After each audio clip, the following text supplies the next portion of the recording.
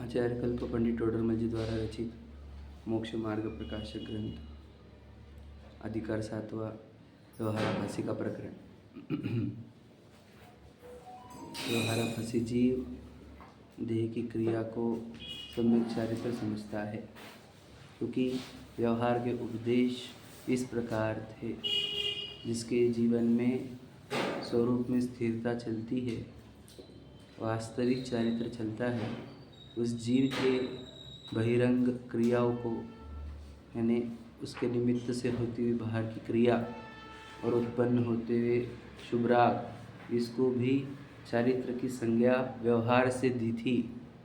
इस जीव को ऐसे लगने लगा कि यही चारित्र है और चारित्र के नाम पर इसी का सेवन करता है ना। मतलब हम द्रव्यलिंगी का भी हमने दृष्टांत खड़ा कर दिया कि द्रव्यलिंगी जीव है। अब वो जीव दीक्षा धारण किए हुए है, परिणाम भी दीक्षा के अनुसार ही है। कोई स्वर्ग की चाह नहीं है, मोक्ष की ही चाह है। फिर भी वह जीव मुक्त क्यों नहीं होता, इसी बात का प्रश्न चल रहा है। तो कहते हैं कि वह अपने अभिप्राय में किसी वस्तु को बुरा, किसी वस्तु को अच्छा समझता है ना। अच्छा बुरा समझने की उसकी भ्रांति चलती है, इसलिए वो ये समझ नहीं पाता कि अपने वस्तु जो हम चेतन वस्तु है। अब देखो, इसको क्या चाहिए? वस्तु स्वरूप का ज्ञान, तत्व ज्ञान, छह द्रव्य का ज्ञान, निमित्त उपादान, इसका ज्ञान चाहिए। क्या कि जीव को छः की छह द्रव्य, देखो आप देखेंगे विश्व और द्रव्य एकदम सेम रहते हैं। कैसे?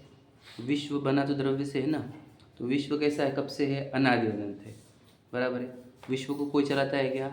नहीं चलाता। बस ये जो वही सेम द्रव्य को, द्रव्य कब से है? अनादि अनंत। उसको कोई चला रहा है क्या? वो भी नहीं चला। ये भी याद रखो, क्योंकि द्रव्य और विश्व एक ही है ना, क्योंकि द्रव्य के समूह को ही तो विश्व कहते हैं, समझ रहे? तो फिर द्रव्य, प्रत्येक द्रव्य कैसा है? परिपूर्ण है, यानी उसके अच्छाई भी वही निकालता है, बुराई भी वही निकालता है। उसका अच्छा करने वाला भी वही है, बुरा करने वाला भी वही है। इसी को निमित्त उपादान का चैप्टर बोलते हैं। उपादान ही कारण है, निमित्त तो कुछ भी कारण नहीं। निमित्त उपस्थिति दर्शाता है, परंतु निमित्त से कार्य नहीं होता। निमित्त से कार्य होगा तो हम उसको निमित्त क्यों कहेंगे? हम उसको उपादान ही कहेंगे। समझेंगे नहीं?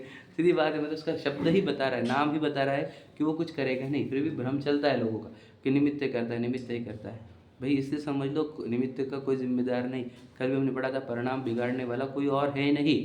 परिणाम बिगड़ रहे हैं, इसके जिम्मेदार हम स्वयं हैं। हमारे लिए कोई पदार्थ अच्छा और बुरा होता ही नहीं है ना। जिसके अंदर ये अभिप्राय बैठता है, उसके राग द्वेष टूटेंगे ही। इसलिए आचार्य कुंद कहते हैं कि ये तो मुक्त होने ही वाला है, होने के मुक्त ही हो गया, क्योंकि अभिप्राय टूट गया ना अच्छे बुरे का। तो राग द्वेष कितने दिन रहेंगे? सेनापति बताया था हमने, सेनापति खत्म हो गया ना, जो बोल रहा था कि ये चीज़ें अच्छी है, ये चीज़ें बुरी है, मोह। तो फिर जो जहाँ पे अभिप्राय में अच्छा और बुरा मान्यता है, वहाँ पर राग द्वेष रुक नहीं सकते, ठीक है नहीं? अखंड धारा चलेगी ही राग द्वेष की। इसलिए जहाँ अभिप्राय सम्यक होता है कि कोई वस्तु के लिए कोई वस्तु अच्छी और बुरी नहीं होती, समझ रहे? जब ये अभिप्राय बनता है तो राग द्वेष का बोलो जड़ खत्म हो गया। अब नए राग द्वेष जन्मेंगे नहीं, पुराने जो है वो आएंगे और निर्जरित होंगे, चारित्र मोहनी। समझ रहे कि नहीं समझ रहे? मतलब फिर द्रव्यलिंगी की गड़बड़ कहाँ हुई है? इसी में हुई है। वो पत्नी बच्चे संसार को दुख रूप जानता है और संयम तप त्याग उसको सुखरूप जानता है। पंच परमिट्टी को सुखरूप, मतलब ये सुख देने वाले और ये दुख देने वाले, है क्या नहीं? और वास्तविक उदासीनता क्या है? तो कल बताए थे ना कि जब वस्तु स्वरूप का ज्ञान होता है तब कोई पदार्थ इष्ट और अनिष्ट दिखता ही नहीं। मेरे अंदर अनंत गुण है, अभी मेरा ज्ञान गुण है। ज्ञान गुण को कौन निमित्त है? कोई निमित्त नहीं। और ज्ञेय निमित्त है कि नहीं? ज्ञेय निमित्त कहे जाते हैं, ज्ञेय से ज्ञान होता नहीं। अगर ज्ञेय से ज्ञान होता, यदि विचार करो, तो फिर हम पूरे ज्ञेय तो विद्यमान है, हमारे को क्यों नहीं हो रहा? ठीक है नहीं? हमारे को क्यों नहीं हो रहा? ज्ञेय से होता।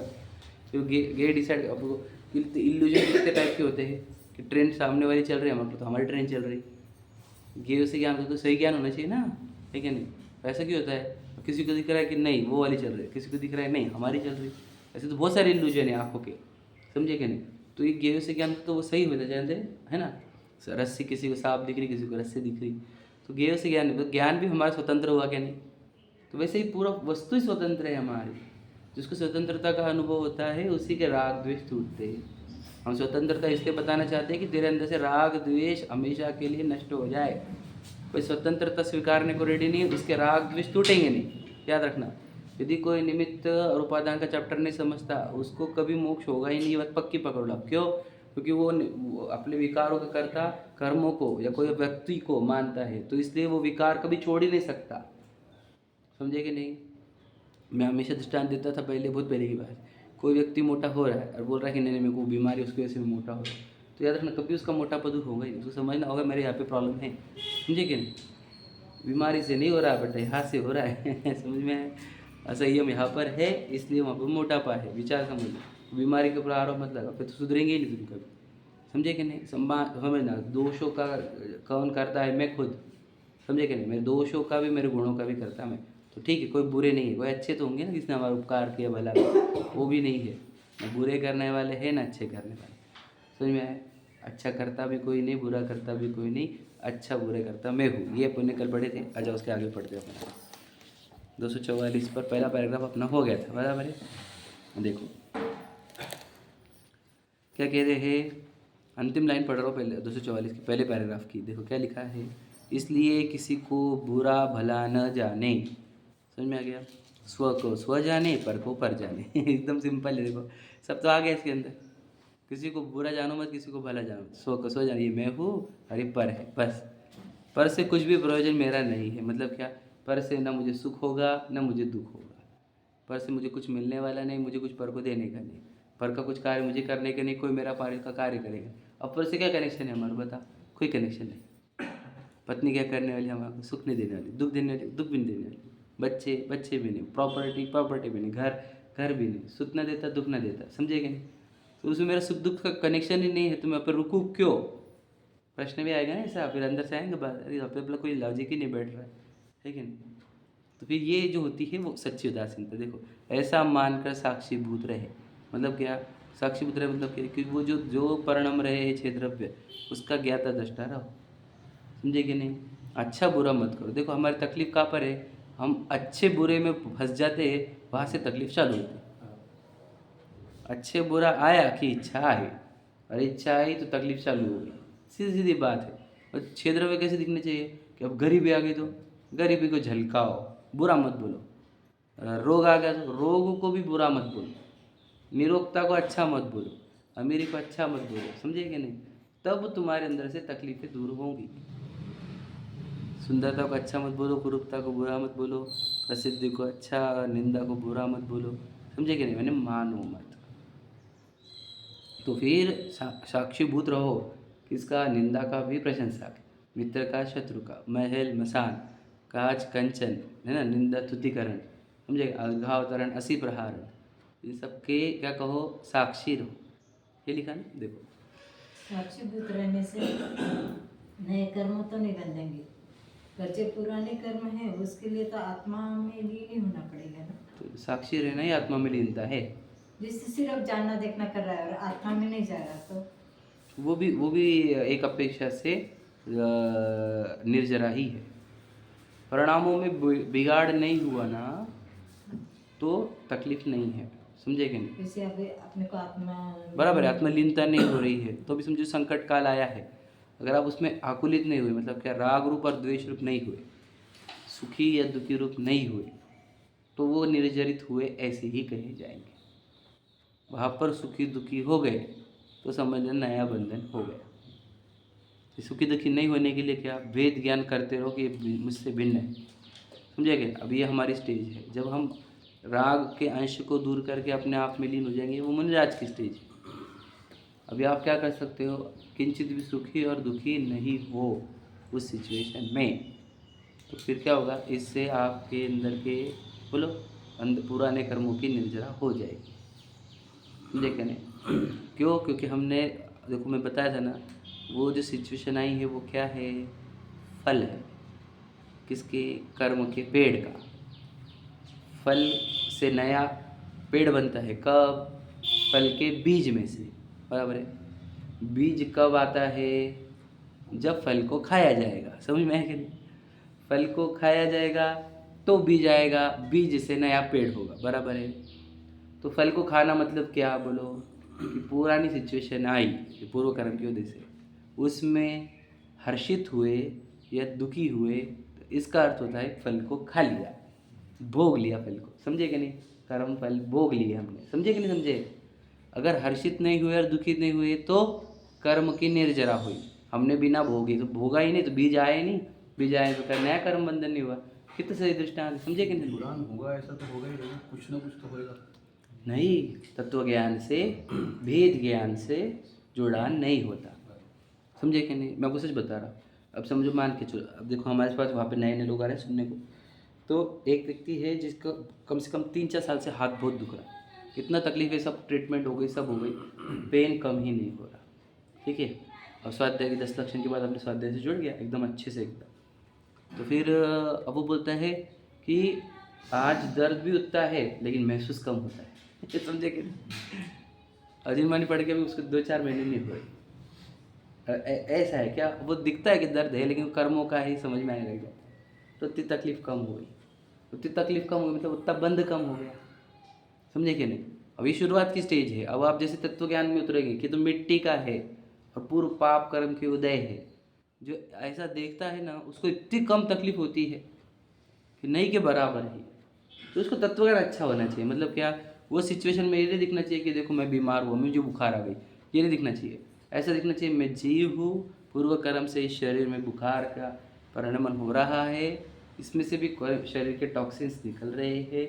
जो इसको अच्छे से देखेगा उसको वहाँ पर बुखार के काल में तकलीफ नहीं होगी, और यही उसके कर्मों के काटने की प्रक्रिया, नया बंधन नहीं होगा।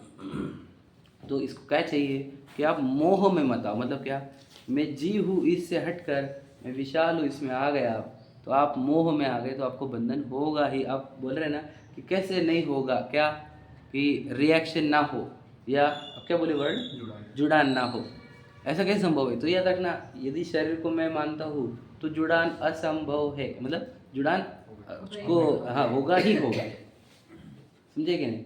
और आत्मा को मैं मान लिया तो जुड़ाना संभव है, समझे कि नहीं?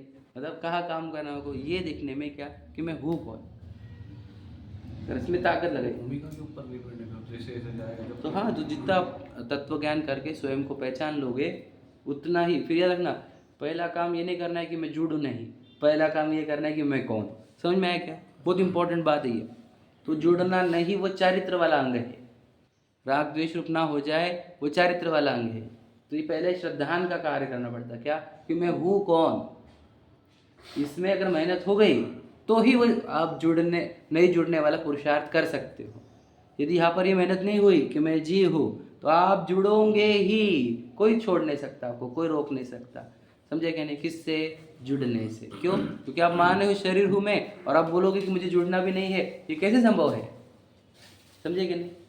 पहला काम क्या है? पहले पहचान लो मैं कौन। बताइए, मिट्टी हो गया, जहाँ देह अपने नहीं कहा ना, मैंने बोल दिया ना, कितना क्लियर है। और है भी वैसा ही।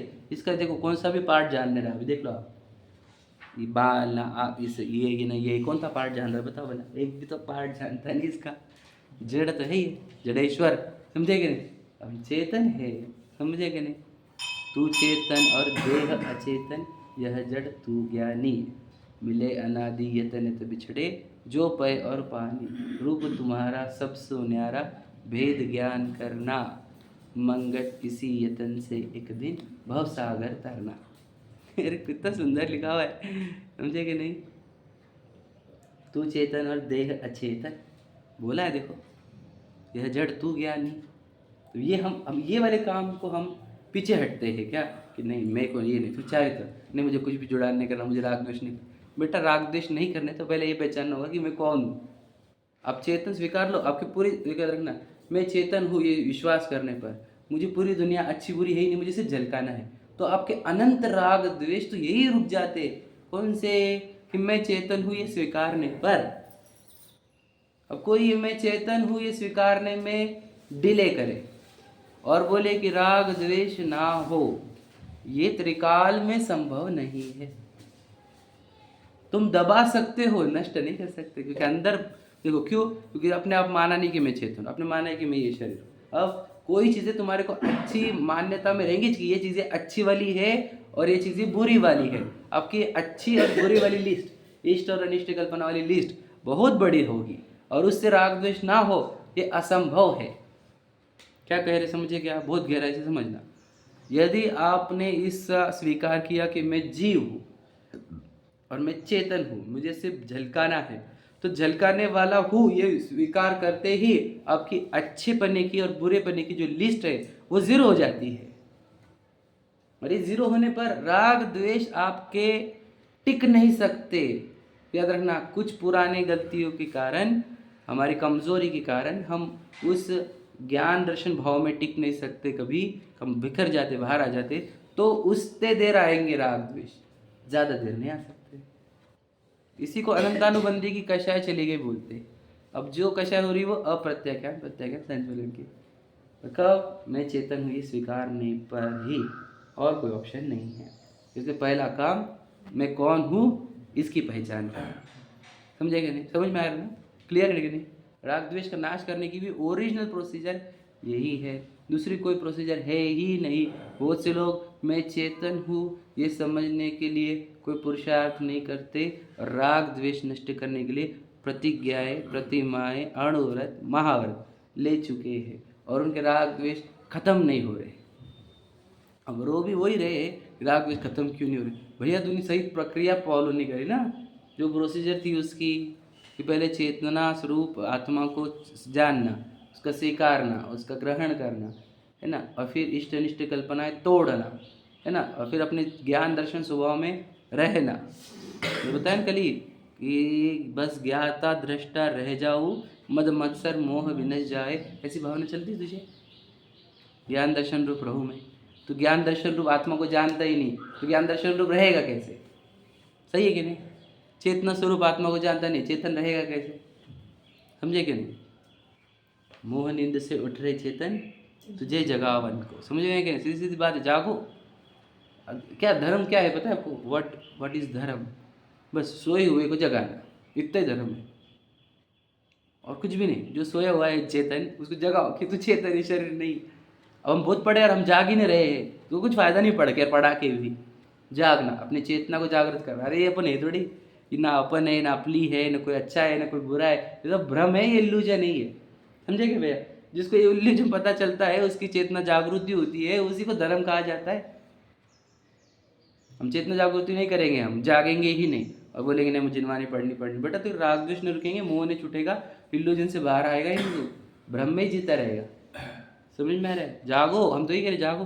वो क्या लाइन लिखी? मोह नींद से उठ रहे चेतन, ये तो कहा, समझाओ। शुरुआत में वो कहा है मोह नींद से उठ रहे चेतन, वो हो दयालु उपदेश करे गुरु 12 भावना को स्टार्ट करते 12 भावना, और एंड में क्या बोलते? तू चेतन और देह अचेत। पता हमारे को बोलना यही है। एंड लाइन है ना, स्टार्ट टू एंड ही है ना, एंड लाइन ये है क्या? तू चेतन और देह अचेतन। बताओ, ये नहीं समझे हम तो, हम जागृति में नहीं आ रहे हैं। और रियलिटी ये है कि आप हो नहीं शरीर, ये शरीर हो ही नहीं, शरीर तो जल जाएगा अभी थोड़े दिन बाद, राख बनने वाली। अब क्यों जाग नहीं रहे बताओ? अभी शरीर छूटने वाला है, वो शरीर छूटने से पहले तुम छोड़ दो उसको, नहीं तो बहुत तकलीफ होगी। याद रखना, हम क्या करें, मरोगे तो नहीं, लेकिन मरने जितनी तड़प होगी, याद रखना।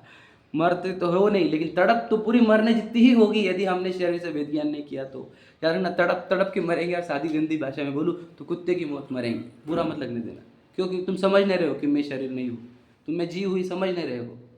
वो शरीर जब छूटेगा तो ऐसा ही लगेगा कि मैं मर रहा हूँ, इतना डेंजर पेन होगा। और वो जो फीलिंग होती है कि मैं मर रहा हूँ, वो रौद्र आर्त रौद्र ध्यान होते हैं, उससे तो वो नरक तिरंज गति होगी। समझ लो बात को। जब शरीर छूटे तो ऐसा लगे कि वस्त्र उतर रहे हैं, समझे कि नहीं? और एकदम आनंद चले अपना। अरे तुम तो ज्ञाता दृष्टा है, बोलो परिवार मित्र जन से मैं मोह को हटाऊँ, बराबर है?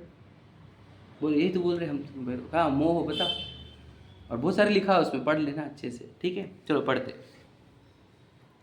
तथा यह उदासीन होकर शास्त्र में जो अणुव्रत महाव्रत रूप व्यवहार चारित्र कहा है उसे अंगीकार करता है। समझ में आया? देखो, चारित्र अंगीकार किया, जो मैं बोल रहा था वो क्या, कि अभी तक चेतन स्वीकारा नहीं है, इष्ट अनिष्ट की कल्पना नष्ट हुई नहीं है, लेकिन अणुव्रत महाव्रत धारण करता है। एक देश अथवा सर्वदेश हिंसादि पापों को छोड़ता है। एक देश छोड़ना मतलब अणुव्रत, और सर्वदेश मतलब महाव्रत, ठीक है। हिंसादि पापों को मतलब पंच अणुव्रत और पंच महाव्रत। उनके स्थान पर अहिंसादि पुण्य रूप कार्य में प्रवर्तित है। देखो, अहिंसा छोड़ी पुण्य, अब क्या हिंसा छोड़ी अहिंसा में आ गया, असत्य छोड़ा सत्य में आ गया, चोरी छोड़ी अचौर्य में आ गया, है ना। कुशील को छोड़ा ब्रह्मचर्य में आ गया, परिग्रह को छोड़ा अपरिग्रह में आ गया, याद रखना। और इसको धर्म जानता है क्या दिक्कत है, याद रखना। ये तो कहीं पे सिखाया नहीं होगा, लेकिन मैंने अरम को बहुत पहले सिखाया था कि बेटा 5 पाप होते हैं ना, तो 5 पुण्य भी होते हैं। हिंसा अगर समझ रहे हैं, हिंसा अगर पाप है तो अहिंसा पुण्य है, धर्म नहीं है याद रखना। ये सिखाना बहुत जरूरी है। ये बहुत गड़बड़ करते हैं अपन। 5 को क्या समझते हैं अपन कि 5 धर्म है, वीतरागता एक धर्म है, समझेगे नहीं। और ये 5 जो है वो पुण्य रूप होते हैं, समझेगे नहीं। कि हिंसा पाप है तो अहिंसा पुण्य है, समझेगा। असत्य पाप है तो सत्य पुण्य है, ध्यान सुन लेना। ये व्यवहार वाले पार्ट बोल रहा हूँ मैं, निश्चय से तो अलग ही रहता है वो सब, समझेगा नहीं। समझ में आ रहा है। देखो क्या लिखा है कि अहिंसादि पुण्य रूप कार्यों में प्रवर्तता है, पुण्य में प्रवर्त रहा है, बराबर है, पुण्य भाव में, शुभ राग में। और उसको क्या लग रहा है बताओ, धर्म कर रहा हूँ मैं। और पंच महाव्रत का पालन उसका धर्म है क्या नहीं है, ये बताइए। पंच महाव्रत का पालन धर्म है कि नहीं है? व्यवहार से बोले जगह पर निश्चय में नहीं। अरे अब किससे बोला जाएगा, छोड़ दो, है कि नहीं है ये बता नहीं। समझे कि नहीं। धर्म है क्या वो? धर्म क्या है बताओ, बताओ। अगर सादी भाषा में ज्ञान दर्शन रूप रहना, स्वभाव रूप रहना। ज्ञान दर्शन रूप रहने कोई दूसरी भाषा में क्या बोलते, वीतरागता, राग नहीं करना, वो ज्ञान दर्शन रूप रहना है। तो वीतरागता को हो या ज्ञान दर्शन रूप रहना को, वो धर्म है।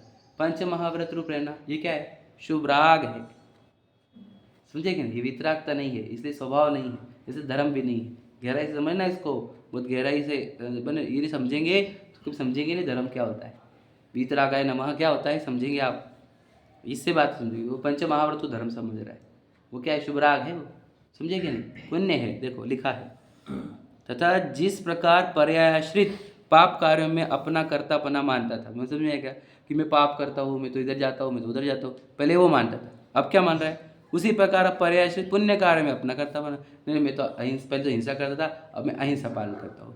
पहले मैं झूठ बोलता था, अब मैं सत्य बोलता हूँ। पहले मैं चोरी करता था, अब मैं अचौर्य का पालन करता हूँ। पहले मैं कुशील जाता था, अब मैं ब्रह्मचर्य का पालन करता हूँ। पहले मैं परिग्रह रखता था, अब मैं अपरिग्रही हूँ, समझे कि नहीं। पहले वो शरीर को ही पापी मानता था और अपने आप को पापी मानता था। अब इस शरीर से होने वाले पुण्य कार्य को मैं ये पुण्य कार्य कर रहा हूँ ऐसा मानता है।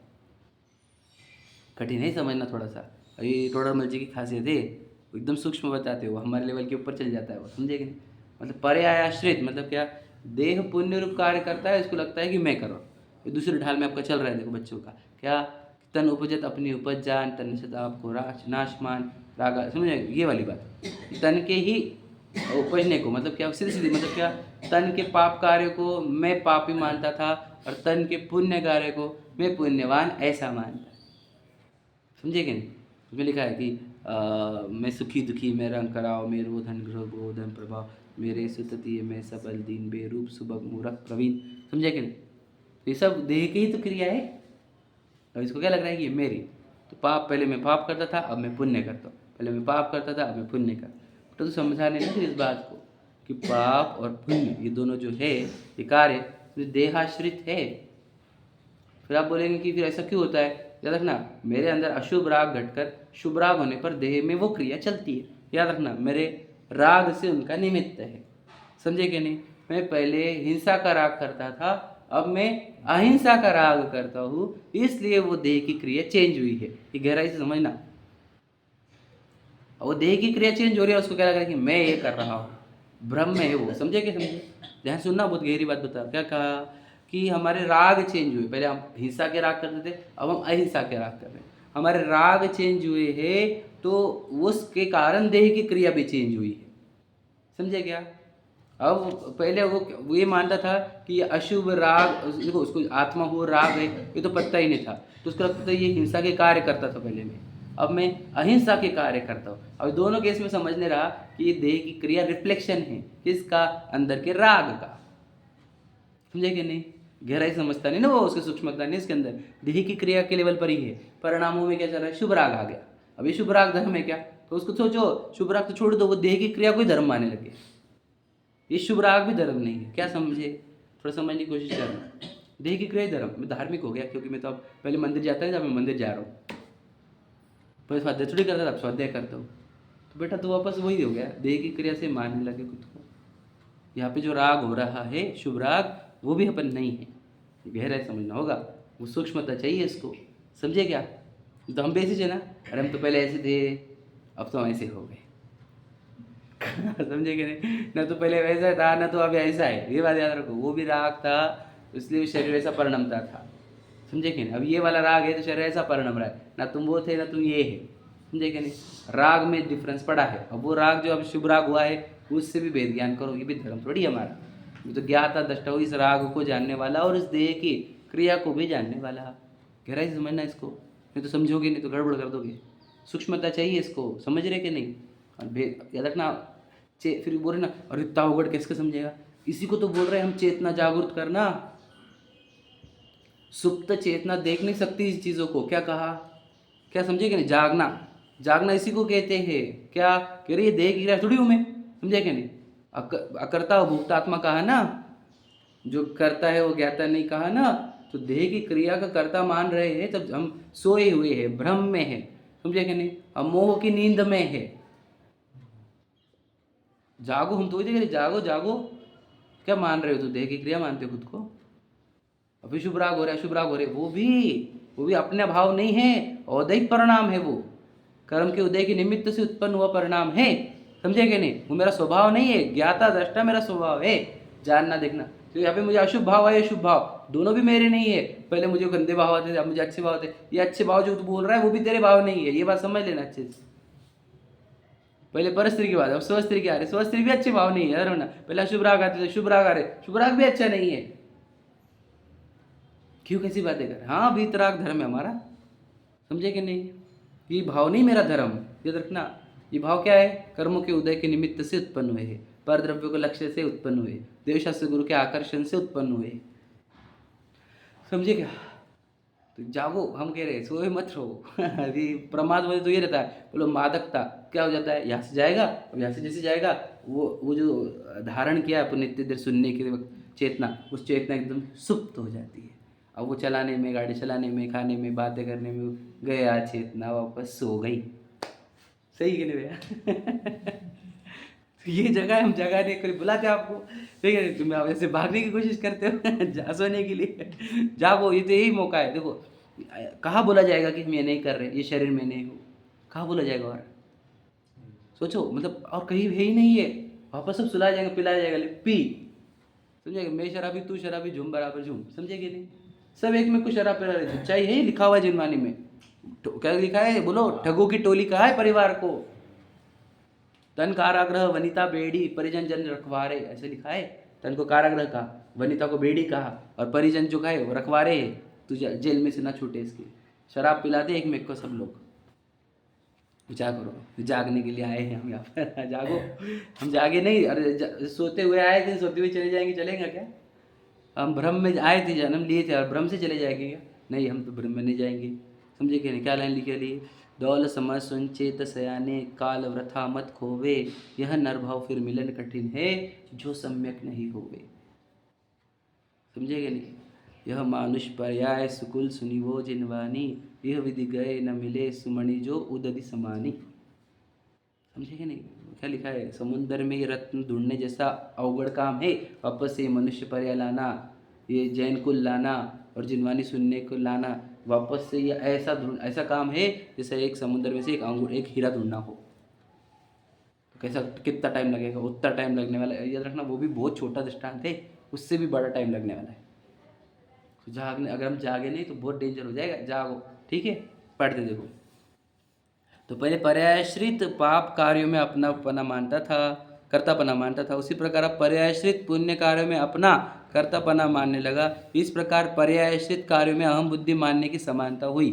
तो बताओ क्या गड़बड़ हो गई इसकी, अपनी भाषा में, आज की भाषा में द्रव्यलिंगी की गड़बड़ क्या हो गई।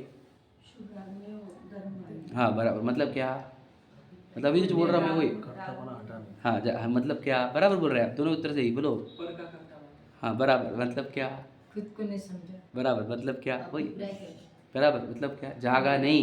ये बात समझो, सीधी सीधी बात है कि नहीं? सीधी बात है ना, जागा नहीं, जाग जाता समझ जाता था, समझे कि नहीं? तो मोह नींद समझ में कि नहीं, यही वो मोह नींद, पता ही नहीं उसको। और फिर मोह महामत पियो नादि, वो भी यही है, समझ रहे ना? दर्शन मुनि को कि काय की उपमा दी हुई है बताओ, शराब की ही दी हुई है, जो होश में आने देगा नहीं। और यार ना वो दर्शन मुनि की शराब का उतरने का मैंने एक ही स्थान है ये जिनवानी, यहाँ पे भी शराब उतरती है। तुम यहाँ पर भी शराब पियोगे तो कैसे होगा? समझे कि नहीं? उसकी गलती क्या हो गई कि वो शराब पी रहा है, बुरा मत लगने देना, मोह की शराब, समझ रहे ना? शराब पीना बंद करो।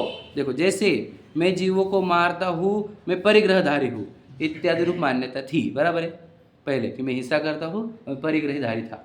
अब देखो उसी प्रकार मैं जीवों की रक्षा करता हूँ, मैं नग्न परिग्रह रहित हूँ, ऐसी मान्यता हुई तो क्या हो गया बोला? सो पर्यायश्रित कार्य में अहम बुद्धि वही मिथ्या दृष्टि है। तो ये पर्याय में अहम बुद्धि मतलब क्या बोलो? शराब, बेहोशी, प्रमाद, मिथ्यात्व, एकत्व, ममत्व, समझ रहे कि नहीं समझे? तो कितने लोग हैं जो खुद को मुनि मानने लग गए, पहले गृहस्थ मानते थे अब मुनि मानने लग गए, तो क्या गड़बड़ है बताओ? गृहस्थ से मुनि नहीं बने क्या वो? प्रश्न ये है मेरा। गृहस्थ थे अब मुनि बने, तो क्या सही है कि नहीं? वो मुनि मान रहे तो क्या गलत है? बोलो भैया। ना वो पहले गृहस्थ थे ना भी वो मुनि बने हैं, वो तो जीव थे, जीव है, ये समझा रहे ना? कभी समझे कि नहीं समझे? बात समझना, बात बहुत इंपॉर्टेंट। शरीर नग्न हुआ किसको लगता है कि मैं मुनि बन गया? पीछे कमेंट लगा के लगता है मुनि बन गया। अरे आज जीव था, वो जीव के अंदर जो स्वरूप स्थिरता होती है, शुद्धोपयोग होता है, उसको मुनि कहा है। इसको तो शरीर के एंगल से न मुनि बन रहा है ये, समझ में आया ना? हाँ, तो पहले शरीर को, शरीर वस्त्र सहित शरीर को मैं मानता था, और वस्त्र रहित शरीर को मैं मान रहा है, अंतर कुछ भी नहीं पड़ा है। जो कि त्यो शराब पहले थी मोह की शराब, वो आज भी मोह की शराब जो कि त्यो है, कोई अंतर पड़ा नहीं है, आप समझ लेना, बहुत इंपॉर्टेंट बात है। विकल्प की लेवल कम हुई। हाँ, विकल्प की लेवल कम हुई तो क्या होता है वो? अब देखो बराबर एकदम सही उत्तर है, अब मैं उसका आंसर देता हूँ। अब विकल्प उसके एकदम कम हो गए, क्यों? क्योंकि उसने सब पत्नी, परिवार, घर, बाड़ी, बंगले सब छोड़ दिए, जंगलों में जाके बैठा है, विकल्प एकदम कम। अब क्या हो रहा है उसको? बंधन कौन से होंगे? पुण्य के बंधन होंगे। अब होगा क्या? जाएगा देव में, और फिर देवांगनाएं मिलेगी तो चिपकेगा। अब समझेगा? फिर विकल्प कितने बढ़ेंगे विचार करो। अभी वो विकल्प कम हुए नहीं, दबाए हैं, नष्ट नहीं हुए, दबा दिए उसने। क्या है कि दीक्षा विचार लेकर दूर जाकर, समझे कि नहीं, विकल्प दब गए। तो विकल्प को दबाने का उपाय ये नहीं है दूर जाने का, विकल्प का उपाय है उसका अंदर का रस टूटने का।